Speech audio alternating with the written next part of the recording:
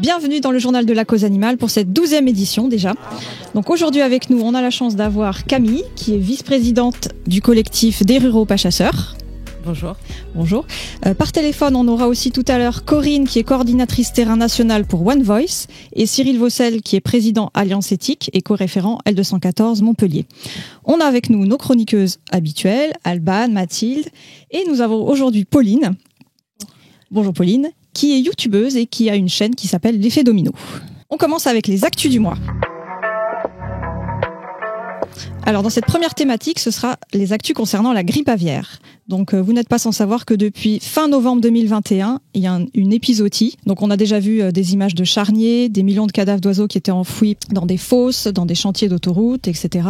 Côté éleveur aussi, forcément ça pose problème. Ils envisagent une baisse de production de 30%, volailles, œufs et foie gras.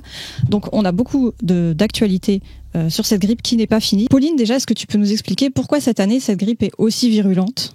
Oui, alors elle est virulente, il y a beaucoup de raisons, mais alors sans surprise évidemment, c'est la densité des élevages et leur proximité, et puis bien sûr l'absence de diversité génétique. Les chiffres, actuellement on a plus de 10 millions de volailles abattues, donc les poulets, les canards et les dindes, et bien sûr on a détecté des milliers de foyers. Ça avait commencé en décembre dernier dans le sud-ouest, aujourd'hui c'est dans le département du Pays de la Loire, et particulièrement en Vendée. Et d'ailleurs, le gouvernement avait demandé en décembre dernier aux éleveurs de volailles françaises d'enfermer les volailles, qu'elles soient même celles qui étaient censées être élevées en plein air. Donc où en est-on ? C'est des centaines de millions d'animaux qui sont tués sur place, dans des bâtiments d'élevage et de façon très sordide. Et oui, en effet, le 5 avril dernier, L214 a diffusé des images inédites de gazage de poulets dans un élevage intensif de Vendée. On y voit un véritable tapis de poulets morts qui jonche le sol et des tractopelles débordant de cadavres qui les déversent dans des camions-bennes d'équarrissage. Il y a différentes méthodes qui sont utilisées pour mettre à mort en masse les oiseaux, soit par asphyxie au dioxyde de carbone directement injecté dans le bâtiment d'élevage, soit par lente asphyxie en stoppant tout simplement les ventilations dans le bâtiment. Oui, d'ailleurs, effectivement, le dioxyde de carbone, ça provoque des convulsions. Et puis l'asphyxie dans les bâtiments, on a vu que finalement, souvent, ils finissaient à l'appel. Les éleveurs finissent par les tuer par l'appel. Donc c'est quand même des... Ça nous rappelle atrocement certaines méthodes d'extermination. Oui. Effectivement, c'était comme ça que ça se passait. Voilà. Ouais, effectivement. Et donc c'est des morts cruelles et douloureuses, et c'est vraiment lent et c'est scandaleux. Et c'est hors de contrôle. Et en plus, ils font en prévention aussi. C'est non seulement les animaux qui sont malades, mais du coup en prévention. Oui, tout à fait. Ils abattent également par prévention. Oui, simplement que les autorités sanitaires là, elles redoutent que cette nouvelle pandémie, ça provoque une nouvelle pandémie parce que finalement l'évolution du virus risque de se transmettre à l'homme. Et alors du coup, ça sera incontrôlable, quoi. Et donc finalement. L'idée, ça serait vraiment, encore une fois, la sortie de l'élevage qui est cruciale autant pour les animaux que pour nous, les humains, finalement. Oui, alors du coup, on parle des éleveurs. Alors les éleveurs aussi, ils sont en difficulté. Et oui, justement, cette année, les éleveurs français sont en grande difficulté, notamment à cause de la grippe aviaire, mais aussi avec la crise en Ukraine, puisque le prix des céréales a fortement augmenté. Et donc, face à cela, le gouvernement leur a donné une aide de 400 millions d'euros qui commence le 1er avril pour une durée de 4 mois. Alors on peut peut-être préciser que les céréales, c'est les céréales qui sont destinées pour nourrir surtout les animaux d'élevage en fait. Oui, c'est ça. Ouais. C'est le blé, le soja, tout ça qui viennent d'Ukraine, qui étaient produits en Ukraine et qui vont nourrir les animaux d'élevage. Mais du coup, je trouve que par rapport au gouvernement aussi, son aide, c'est pas la bonne chose, la bonne solution à faire, puisque on voit avec la grippe aviaire que c'est la 4e année, il me semble, sur 5 ans, si je me trompe pas, qu'on a la grippe aviaire. Donc c'est vraiment un souci qui se pose tous les ans. Donc au lieu de leur donner des aides pour les aider financièrement, autant trouver d'autres solutions pour arrêter l'élevage. Exactement, des aides pour se reconvertir, mais ça c'est un sujet où c'est ça, surtout que c'est pas un scoop et qu'on va en avoir de plus en plus finalement les pandémies parce qu'on n'arrête pas notre élevage intensif tant qu'on n'arrêtera pas, il y aura encore ça. Donc donner de l'argent aux éleveurs, c'est effectivement, comme tu dis, c'est pas les aider, quoi. Il faut changer les pratiques. Et puis on annonce près de 20 millions d'oiseaux d'élevage tués d'ici la fin de la crise, ce qui est quand même énorme par rapport aux années précédentes. Voilà, donc avec des tels chiffres, forcément... Toujours pas de solution. Alors justement, ça nous amène à notre deuxième thématique, c'est la crise alimentaire.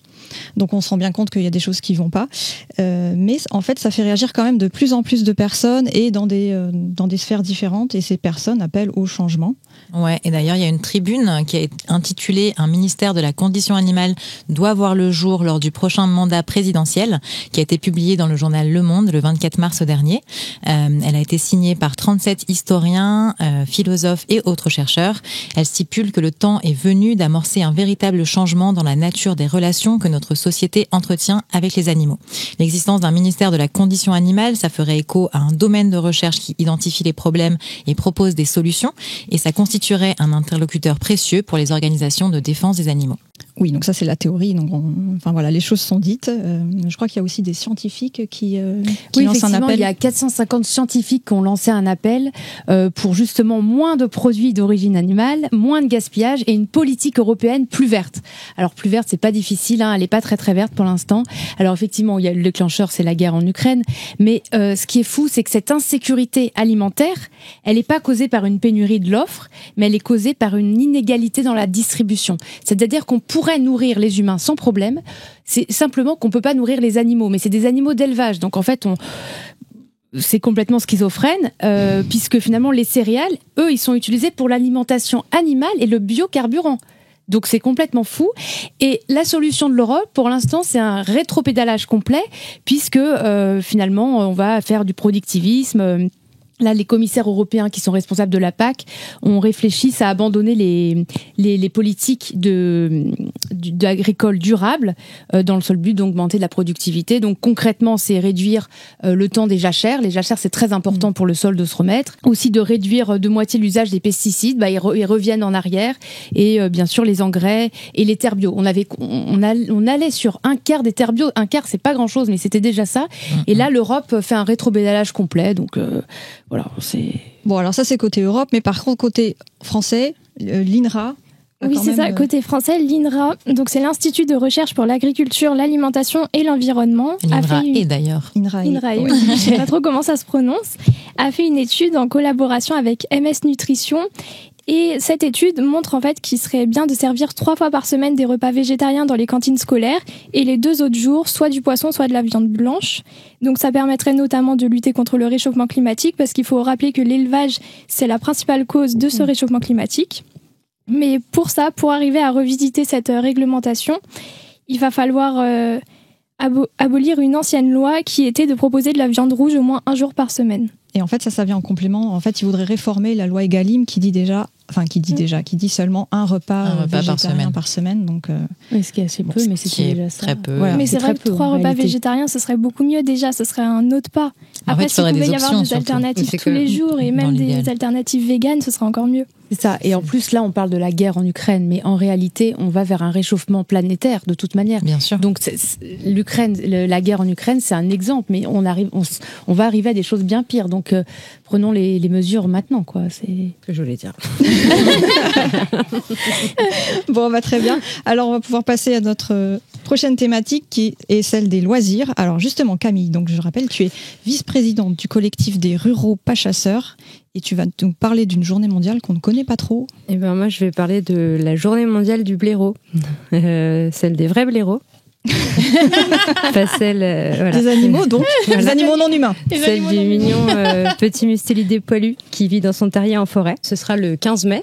C'est le 15 mai depuis 2011 en fait. C'est juste qu'on le sait pas trop. Ah oui, depuis 2011. Voilà. Ouais, donc c'est le 15 mai. Ouais, c'est la journée donc mondiale du blaireau et ça se tiendra dans plusieurs grandes villes de France en fait. Alors on a une manifestation de prévue à Paris, place de la République, qui est en fait un regroupement interassociatif. Il va y avoir un stand éphémère, il va y avoir une simulation de déterrage. C'est intéressant ça. Mais juste pour savoir. Avec les amis des lobbies. Et ça vaut le coup de venir faire un tour parce que ça mérite... voilà, je pense que ce sera marrant. Donc c'est une action qui est soutenue par plein d'associations, plein de collectifs, donc qui est organisée par l'ASPAS et co-organisée par le collectif Renard Blaireau. Et le collectif Renard Blaireau, c'est un regroupement donc de collectifs et d'associations qui militent contre la chasse. Ouais. en général. Et donc là, pour l'occasion, contre le déterrage du blaireau en France. D'accord, voilà. Donc le 15 mai. Le 15 mai. Et donc il y aura donc cette manifestation à Paris, mais il y aura aussi des manifestations dans plusieurs grandes villes de France, comme Montpellier, Rennes, Blois, Grenoble et d'autres. Il faut juste se rapprocher de sa délégation ASPAS départementale. Voilà. Et juste simplement pourquoi, est-ce que tu peux nous rappeler pourquoi ils font, quel est l'intérêt de sortir les blaireaux finalement? Ah bah il y en a pas en fait. D'accord. Simplement, c'est le plaisir de jouer en fait, le plaisir de torturer, le plaisir d'être cruel tout simplement. Voilà. C'est pas parce qu'ils font des dégâts, ou alors ça c'est le prétexte parce qu'ils font des dégâts sur l'agriculture. Voilà, c'est un prétexte. Oui, pour le renard, c'est entre guillemets avéré. C'est un animal dit nuisible dans les textes français. Le blaireau a été accusé des mêmes dégâts, mais il n'est pas dans la catégorie nuisible. Il n'est pas dans la catégorie nuisible. Il est juste dans la catégorie. Il a changé de nom d'ailleurs, il me semble. On n'est plus nuisible. Je ne sais plus le terme exact, mais encore un exercice de communication nuisible. Je ne sais plus comment. Qui est le plus nuisible susceptible d'occasionner des dégâts. L'humain ou les êtres vivants non humains? Petite question. L'humain, en fait, c'est le seul animal qui n'a pas compris qu'il avait besoin de la nature pour vivre. C'est ça. On est interconnectés, en fait. Exactement. Ok, merci Camille pour ces précisions sur cette journée. Alors, on va passer à une autre journée, cette fois nationale contre la corrida. Et pour ça, on va appeler nos invités par téléphone. Alors, bonjour, on a avec nous Corinne, qui est coordinatrice de terrain au niveau national pour One Voice, et Cyril Vaucel. Bonjour. Bonjour Corinne. Et Cyril Vaucel, qui est président d'Alliance Éthique et co-référent L214 pour Montpellier. Alors aujourd'hui, vous allez nous parler tous les deux d'une journée nationale contre la corrida qui se déroulera le 11 juin. Je vous laisse la parole. Tout à fait, merci beaucoup. Tout d'abord, merci de nous recevoir et de nous permettre de nous exprimer sur cette initiative assez inédite, j'ai envie de dire. En fait, c'est une action unitaire nationale qui dénoncera en effet la corrida et qui aura lieu le 11 juin. Mais il y a pas mal de choses autour de cette initiative. Il y a la possibilité d'apporter son soutien à cette initiative en ligne avec un selfie et un visuel que je vous montre. Oui, c'est ce qu'on va faire d'ailleurs à la fin du tournage. Toute l'équipe va se prendre en photo. J'ai vu absolument. Donc ce sera vraiment une initiative. On se servira des réseaux sociaux d'une part, et puis il y aura une grande partie sur le terrain d'autre part. Mais je laisse à Cyril le soin d'expliquer ce qui se passera sur le terrain plus précisément ce jour-là. D'accord, merci Corinne. Donc Cyril, est-ce que tu peux nous en dire plus sur les opérations de terrain ? Alors cette action, elle a, comme Corinne vient de vous le dire, elle a déjà commencé un peu sur les réseaux sociaux. On invite les sympathisants et la plupart des gens qui sont anti-corrida à poser en photo devant un visuel Stop Corrida. En fait, cette initiative virtuelle, on va dire, est dans le but de lancer cette première journée qu'on a prévue le 11 juin prochain. Donc c'est la veille des élections, mais c'est un peu un hasard, mais à l'arrivée on s'est dit que c'était pas plus mal.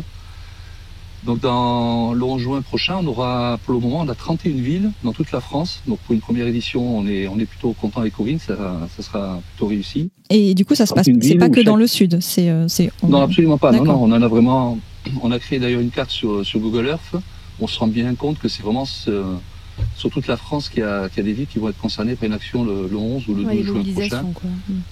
Oui, en fait, on tenait, excuse-moi Cyril, on tenait vraiment à ce que qu'il y ait une mobilisation nationale, parce qu'il n'y a pas que les villes taurines qui sont concernées. Les gens voyagent maintenant, et donc il était important aussi de pouvoir les informer et les sensibiliser ailleurs que dans les 63 villes concernées, j'ai envie de dire.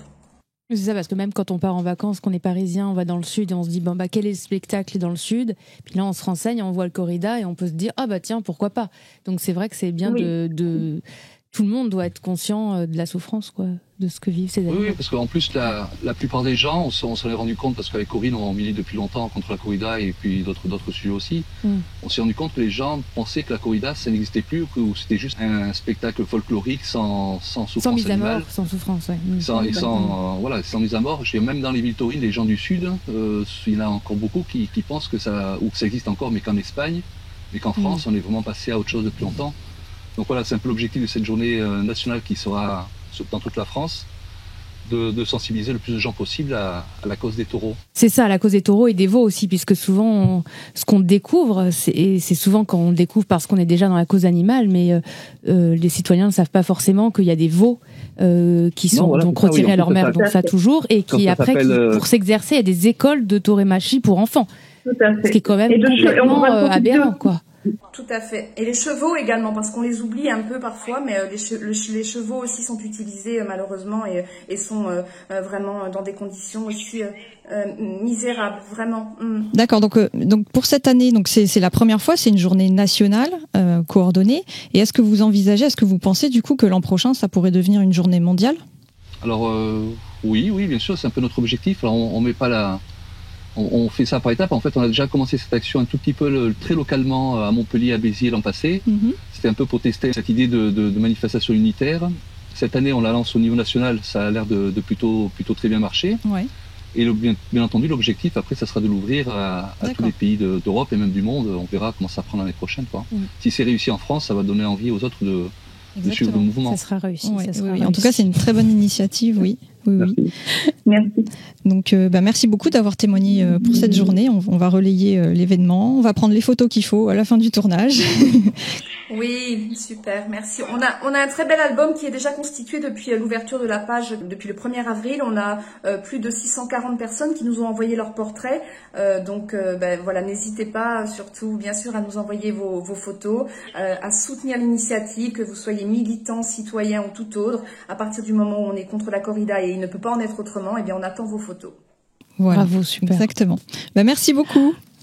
Merci à vous. Merci. Bonne continuation. Au revoir. Au revoir. Au revoir. Donc on va continuer dans notre thématique sur les loisirs. Alors on n'y pense pas souvent, mais dans le milieu du cinéma et de la publicité, des animaux aussi sont maltraités. Oui, tout à fait. L'association Paris Animaux Zoopolis, donc PAZ, a révélé les dessous de la société Fauna et Films, une entreprise qui emprisonne et dresse les animaux pour le cinéma et la publicité. Dans une vidéo, on voit un dresseur asséner un violent coup de poing à un rapace attaché par les pattes en représailles à un coup de bec. Sur d'autres images, on voit des animaux sauvages dans des conditions de captivité déplorables, donc avec de très nombreuses cages, peu d'espace, une grande promiscuité et aucun enrichissement pour les animaux. Paz a déposé plainte auprès du procureur de Fontainebleau et a lancé une pétition demandant la fermeture de Fauna et Films, le placement des animaux dans des refuges adaptés à leurs besoins et une condamnation exemplaire pour cet acte de maltraitance. L'association appelle également à l'interdiction de l'exploitation des animaux sauvages captifs pour les tournages. Elle rappelle que le fait que les animaux sauvages soient nés en captivité ne change absolument pas leur patrimoine génétique. Ils ont donc les mêmes besoins physiologiques et sociaux que leurs congénères en liberté. C'est fou parce que sachant qu'avec les avancées technologiques, maintenant les images de synthèse, tout ça, il y a vraiment moyen de faire autrement. Donc c'est encore un manque de volonté de vouloir passer à un autre mode. Et ça se fait de plus en plus, heureusement. Donc, oui, déjà. Peut-être une moitié bonne nouvelle. Oui, moi par rapport à ça, j'ai une petite histoire qui montre bien que les animaux sauvages n'ont plus leur place dans les loisirs, que ce soit comme tu l'as dit dans les films ou encore moi, c'est par rapport aux zoos. Donc en fait, c'est un flamant rose qui s'appelle Pink Floyd. Désolée si je prononce. Pink Floyd. Okay. Et donc ce flamant rose s'était évadé d'un zoo en 2005 au Kansas lors d'une tempête. Et en fait, c'est triste parce que il a pu s'échapper parce qu'on n'avait pas eu le temps de lui couper les ailes. Donc ça montre bien que les animaux qui sont là contre leur gré, on est obligé de leur faire subir plein de souffrances pour pas qu'ils s'échappent, pour les enfermer de force. Mais donc lui, heureusement, il a pu s'échapper et il a été retrouvé 17 ans après au Texas. Donc c'est à 1126 km du zoo, où il vit maintenant sa meilleure vie en liberté, où il a de la nourriture et un bon climat pour pouvoir vivre. Mais du coup, il vit où alors? On l'a retrouvé, j'ai pas compris. Ils l'ont pas ramené dans le zoo? Non, ils ont décidé de le laisser en liberté. Il vit au Texas. Alors juste peut-être pour rappeler la coupe des ailes justement, donc ça s'appelle l'éjointage et donc c'est très pratiqué. C'est pratiqué dans l'élevage et donc aussi dans les zoos. Voilà. Il est souvent à vif. Ah bah oui, bien sûr. Non, c'est pas drôle. Et maintenant, on passe peut-être aux poissons. Oui, alors moi j'ai une petite nouvelle qui est quand même une nouvelle positive. C'est que les poissons rouges sont maintenant interdits de la foire de Nancy. Alors évidemment, c'est un épiphénomène, mais ça témoigne quand même qu'il y a un changement de prise de conscience. Donc cette année, les forains à Nancy, au stand de pêche de canards en plastique, ils ne pourront plus, on ne donnera plus un poisson rouge vivant dans un sac en plastique comme l'eau. Alors, c'est une décision de la direction départementale de la protection et de la population qui a donné 2 avis défavorables parce que à la vente de ces poissons rouges. Alors déjà, à Nancy, il y avait déjà eu un arrêté municipal en février dernier qui allait dans ce sens-là et qui s'était appuyé sur le fameux article L214-4 du Code rural relatif à la protection des animaux des champs de foire. Et c'est encourageant parce que finalement, gagner un poisson, un enfant qui joue à la pêche pour avoir un canard, il est content de gagner. On lui donne une sucette, c'est pareil, il est content. Donc c'est quelque chose de bien et il faut juste souligner le conseil municipal qui s'appelle Daman Richter, qui est délégué aux droits du bien-être animal et aussi de la biodiversité, qui lui est très impliqué et qui est conscient vraiment, qui a une conscience morale de la vie animale. Donc voilà, c'est un effet phénoménal, mais ça peut faire effet boule de neige et il y a encore un gros travail de conscientisation à faire. Surtout que ça permet de montrer que les animaux et les poissons ne sont pas des objets, parce que là, c'est ça, exactement. Ils sont donnés au même titre qu'une poupée Barbie. Voilà, comme ça. Une récompense, oui. Donc ça montre vraiment que avant ils étaient considérés comme des jouets. Et d'ailleurs je crois qu'il y a des parents qui ont été interviewés sur la foire et qui n'ont pas trouvé ça plus mal parce qu'ils avaient bien conscience qu'à chaque fois qu'ils ramenaient les poissons, peu de jours après ils mouraient parce qu'ils n'étaient pas dans les conditions. Oui, c'est de l'adoption compulsive, on dit à un enfant. Tu veux un poisson rouge, tu veux un chat. Oui, sur le coup, il va dire oui, mais c'est pas... Alors, une autre petite bonne nouvelle, juste comme ça, c'est au Puy du Fou. Je ne sais pas si vous avez vu, mais il n'y a plus de fauves dans les spectacles. Donc, c'est les lions et les tigres. Les spectacles ont été remplacés par des spectacles de no-machi. Donc, c'est des reconstitutions de batailles navales. Donc, c'est bien pour les lions et les tigres. Par contre, il y a beaucoup d'autres animaux au Puy du Fou. Notamment, il y a un spectacle avec beaucoup de rapaces. Et puis, il y a des chevaux aussi. Donc, voilà, encore une fois, c'est une avancée. Ouais. C'est déjà ça. C'est déjà ça, voilà. Faut se réjouir des petites avancées. Hein. Exactement. Alors là, on va passer sur un sujet un peu plus triste. Donc, on va parler de l'expérimentation animale pour cette dernière thématique du journal. Donc, le 24 avril dernier, c'était la journée mondiale des animaux de laboratoire. Donc, il y a quand même pas mal d'avancées dans ce domaine. Notamment, il y a la création d'un centre national, Alban. Oui, donc en France, en fait, la France a créé un centre de recherche national sur les 3 R. En expérimentation animale. Donc les 3 R, ça signifie remplacer. Donc remplacer les animaux pour la recherche, les réduire leur utilisation et raffiner les méthodes expérimentales. Après, toutes les méthodes sont quand même de la souffrance pour les animaux, mais pour eux, c'est avoir moins de souffrance dans les méthodes. Mais cependant, la création de ce centre a quand même des limites, puisqu'on y fait peu référence aux animaux. C'est surtout pour faire bonne figure, entre guillemets, qu'ils le créent. Et aussi, ils veulent remplacer les animaux de laboratoire par des animaux invertébrés comme des mouches, mais qui sont aussi des animaux et qui ressentent aussi la souffrance. Et je crois qu'au Royaume-Uni, ce genre de centre, ça existe depuis 2004. 2004, c'est ça. Ils sont très avancés sur l'expérimentation animale. C'est surtout la France qui est en retard aussi. Oui, on peut voir ça comme ça aussi. Oui, évidemment. Oui. Et là, ce centre a dû être créé parce qu'il fait suite à la loi de programmation de la recherche qui justement demandait la création de ce centre. Mais avec toutes les réserves, voilà, encore une fois, c'est un début, mais qu'est-ce qu'ils vont en faire ? Et je crois aussi qu'ils n'ont pas spécialement de budget. Donc ça va être compliqué de faire des avancées. Est-ce qu'on a d'autres bonnes nouvelles ? Alors moi j'ai une bonne nouvelle, parce que le 30 mars, il y a la Coalition européenne pour la fin des expérimentations sur les animaux, le CEAE, qui a remis à Bruxelles les premiers prix au monde, récompensant des projets de développement d'anticorps sans l'implication d'animaux. Donc les 2 gagnants sont la société allemande Apcalis et la Genova Antibody Facility de l'Université de Genève, qui ont reçu 10 000 € chacun. Il faut savoir qu'habituellement, les recherches autour de la production d'anticorps sont menées sur des animaux, donc ça peut être des souris, des lapins, mais aussi des chevaux ou encore des chèvres. Des chats même aussi. Oui, aussi, à qui on injecte des bactéries afin de récupérer les anticorps produits par leur système immunitaire. Et ce processus concernerait encore plus d'1 million d'animaux rien qu'en Europe. Ouais, c'est des chiffres encore énormes. Mais justement, on n'a pas des techniques pour ça. Enfin, on sait qu'il y a des techniques qui sont en cours. Oui, alors des techniques qui sont développées, comme on a réussi à recréer un organe artificiel sur puce. Donc ça, c'est quand même, on arrive à simuler l'activité d'un organe et du coup, on peut tester des médicaments ou des toxines. Donc par exemple, le poumon, on a créé un poumon artificiel qui est capable d'inspirer et d'expirer. Donc ça, c'est quand même assez fou. In vitro, on a aussi réussi à recréer un derme et un épiderme, donc pour travailler sur les maladies de la peau. Donc ça, c'est génial. Et il y a des scientifiques qui sont aussi capables de recréer artificiellement des tissus oculaires ou des tissus de la paroi intestinale ou des dérivés du sang. Donc c'est quand même assez positif. Le seul bémol, comme ce que tu disais Alban, c'est que effectivement, c'est-à-dire que pour l'instant, ça permet simplement de réduire le nombre d'animaux qui vivent dans ces laboratoires et pas on n'a pas encore idée de les supprimer. Donc c'est affaire à suivre, mais c'est bien d'informer et de dire que ça existe et que il y a quand même des entreprises qui travaillent dessus. Surtout sur le R de la réduction. C'est ça. Parce que d'ailleurs, ils disent souvent que les résultats sont bien meilleurs que si ça avait été testé sur des animaux. Et d'ailleurs, c'est à ce moment-là que j'ai appris, je ne savais pas, est-ce que vous connaissez l'existence des limules ?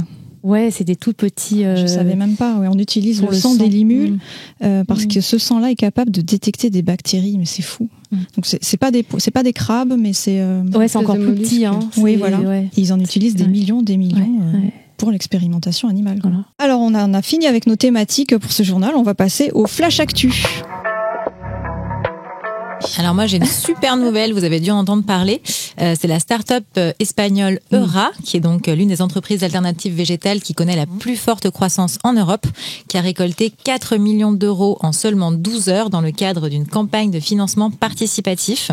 Il y a eu 4500 investisseurs du monde entier, dont la moitié était âgée de 18 à 35 ans. Donc ça provient... c'est super, ça provient d'engagement des jeunes générations en faveur d'une alimentation végétale. Et les fonds levés seront utilisés pour construire un nouveau laboratoire de recherche et développement, le Euralab 2.0.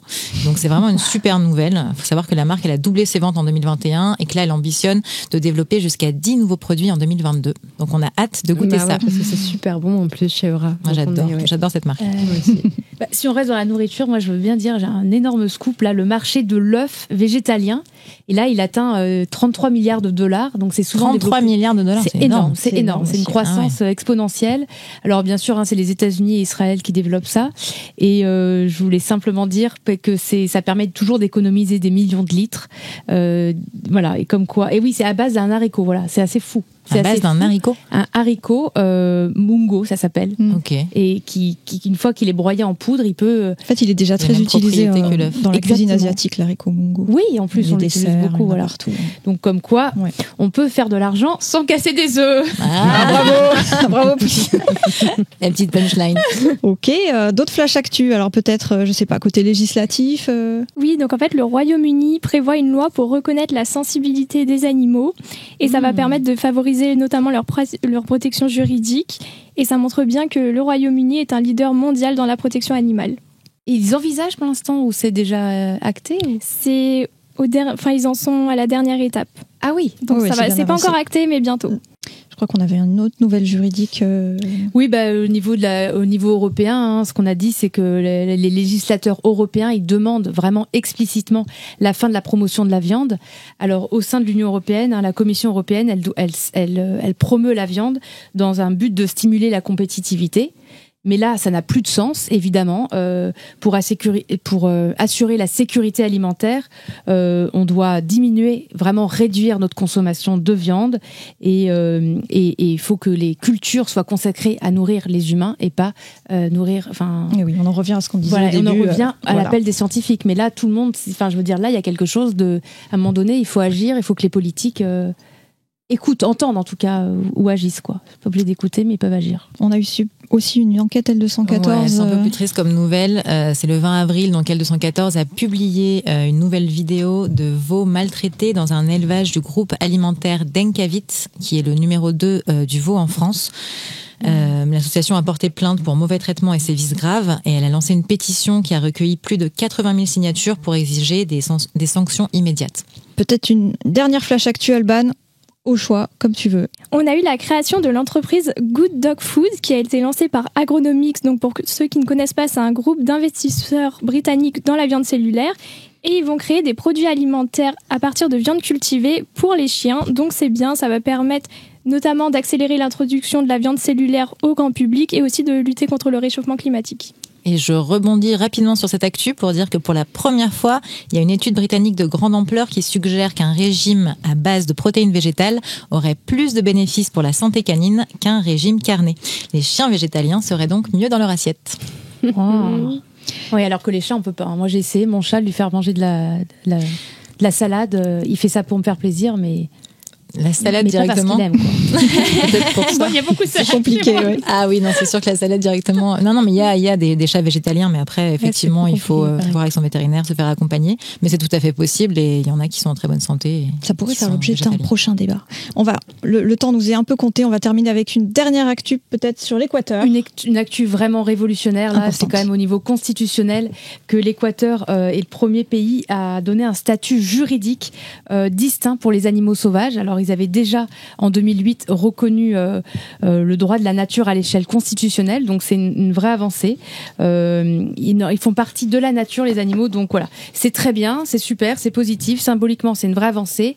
Après, ça remet pas en question parce que concrètement, la chasse et la pêche restent quand même autorisées. Si elles sont encadrées et qu'elles sont menées de manière à limiter la souffrance. Voilà. Donc mais c'est déjà très très bien. Et si on pouvait prendre exemple et continuer dans ce sens à protéger les animaux sauvages, ça serait aussi formidable. Alors on va passer maintenant aux événements avec Willy.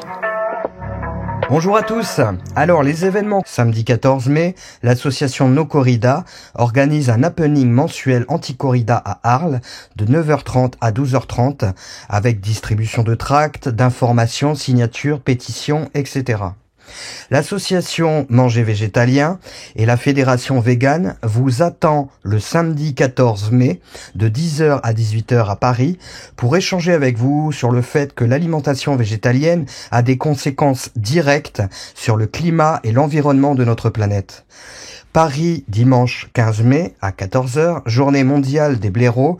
Les membres de l'association Aspas seront présents pour répondre à vos questions et contredire la légende rurale et urbaine les concernant. Le 18 et 19 mai à Lyon, le laboratoire Junior RAT a son premier colloque intitulé « Pensée pour le spécisme aujourd'hui ». 14 interventions francophones seront présents pour échanger avec vous. Samedi 21 mai, de 10h à 18h, l'association AJAS, Association de justice pour les animaux de Savoie, vous convie à les rejoindre à l'esplanade du lac à Aix-les-Bains. Plus de 32 exposants de nombreuses associations de la protection animale, entre autres L214, One Voice, AVF, LPO, seront présents. Nous finirons par Anonymous for the Voiceless, Toulouse, 21 mai de 14h à 18h. Et voilà, les événements sont terminés pour ce mois-ci. Je vous embrasse tous et vous dis rendez-vous pour le mois prochain pour la suite des événements. Ciao! Merci beaucoup Willy. Merci. Ok, ce journal arrive à sa fin, donc on remercie tout le monde, merci aux invités, merci aux chroniqueuses, merci au studio Armada et merci aux personnes de la technique aussi et à notre sponsor Vegami. Donc n'hésitez pas à liker, à commenter, à nous donner votre avis sur tout ce dont on a parlé sur ce journal. Et j'en profite pour vous annoncer aussi le prochain débat qui sera « Quelle stratégie pour les élections législatives ?» Voilà, on vous dit à bientôt.